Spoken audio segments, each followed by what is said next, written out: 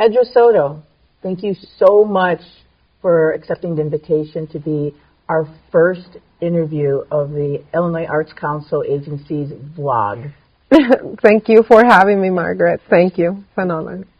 So we are sitting in a very, very cold warehouse studio on the south side of Chicago. This is actually the Floating Museum studio, and we want to extend a big thank you to the people at the Floating Museum for hosting us here.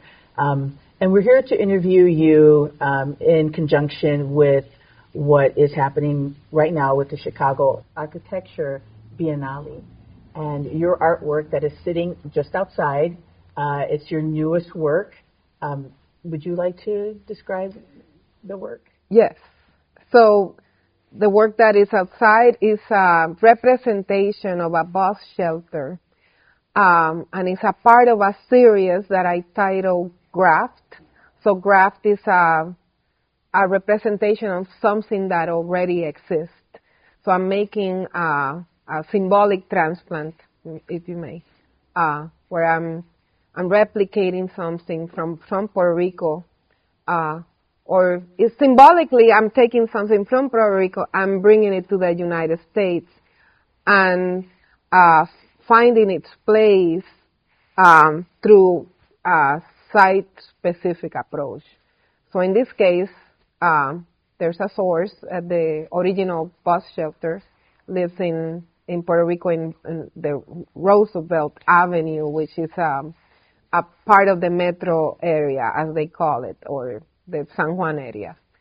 So one aspect of the project is its literary component, which is a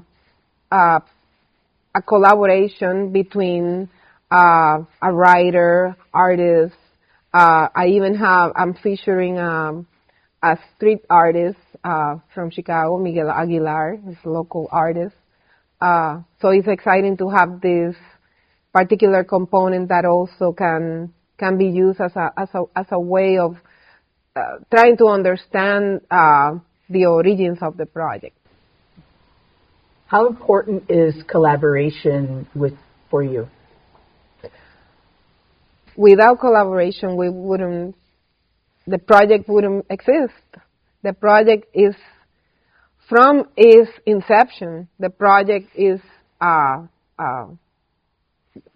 original. The concepts are my concepts, but I need an architect drawer, somebody that will be crafting this work in a pragmatic manner, and then that will be the architectural drawing that make it possible for the fabrication, and then I'm working with experts in their respective fields that will be bringing the project to life. In the case of this bus shelter, we collaborated with Nabilus Woodworks, Osenga, which is a company, a concrete company, which I'm very grateful to as well, because they donated the concrete that makes the project. Yeah. How would you like the community to engage with this new site work that you've created here? It would be amazing to integrate the work of the people from the community. It could be through art, it could be through photographs that could be integrated as a banner of kind of form, the form of advertising, but utilize it as a way of displaying art and things, images, things that speaks to the community, that connect to the community. So also it will be wonderful to have musical activations and dance activation, any kind of form that kind of perhaps bring attention to what is happening here. The Floating Museum as a collective and their work through the architecture biennial. You received an Artist Fellowship Award from the Illinois Arts Council Agency back in 2022. Can you describe to us what that Artist Fellowship Award meant to you and your practice? It allowed me to continue anything that I'm doing at the moment. It's so vital to receive financial support to be able to do things that are possible, and sometimes when you don't think it's possible, it perhaps allow you to move to that next level.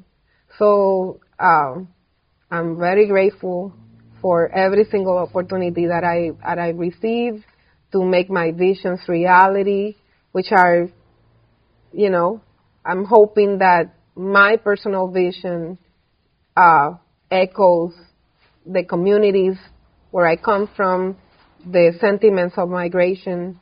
These are things that are complex to express, and collaboration is essential. It's an ecosystem, to make something happen. So, Edra, would you encourage other artists to apply for financial support through grants or awards through the Illinois Arts Council Agency? Absolutely. I think it's just going through the process. If it's the first time an artist is trying and applying for this, it's important to go through the process. If you are the kind of artist that, like me, you want to create things that are sometimes can be complex but challenging, and also you want to include others. So these things it's just not easy to finance, all the parts, of your dream project. So sometimes you have to go through the process of learning how to speak about that and to really address all the different parts that make it so essential for an organization like the Illinois Art Council to decide this is something that they want to back up, they want to support. Awesome. So I have a burning question. I don't know how you do it. You're always busy. I follow you and all the things that you do via social media. I really just kind of watch your work and where you're going. You're here and there. Edra, did you have a choice in becoming an artist, or is this just something? How did this all come about? Can you speak to us about the beginnings of where you came from, just briefly? Yes. Well, essentially, I was an incredibly shy person when I was a child and a young adult. As a young adult, it took me many years to grow out of this. That I felt very much it was a handicap in my life, and when I was in high school, it was through art that I felt the most comfortable expressing myself. And as time goes by, I find myself kind of taking it a little more serious when I'm at the end of my high school years, and decided to pursue it as a career. And also my parents were supportive and encouraging, so that really kind of gave me also a bit of a boost to pursue it as a career. And it have really given me a voice, which is what I felt so in need of at the time. So I always think that art make me better, make me understand the meaning of education. I felt like I start valuing education as I understand how art works and what can it do for me. Yeah. It's such a healing experience and a collective experience. It's so complex, and I feel so privileged for having this career because it really completes me. It really does. It gives me a voice. Awesome. So I'm going to ask you one final question. It might be the most controversial question. We are in the great state of Illinois. We are in the city of Chicago. So I must ask you, do you put ketchup on your hot dogs? I will never mess with So if it's a typical food, I don't think I have a choice, right? Like I just have to do how. So no ketchup. Well, maybe not in public. So once again, I just want to thank you for the chance to interview you. You're our inaugural guest in the Illinois Arts Council vlog series.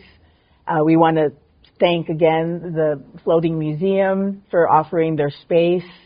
And thank you so much. It was so great to talk to you today. Thank you, Margaret. Thank you. Thank you. Thank you.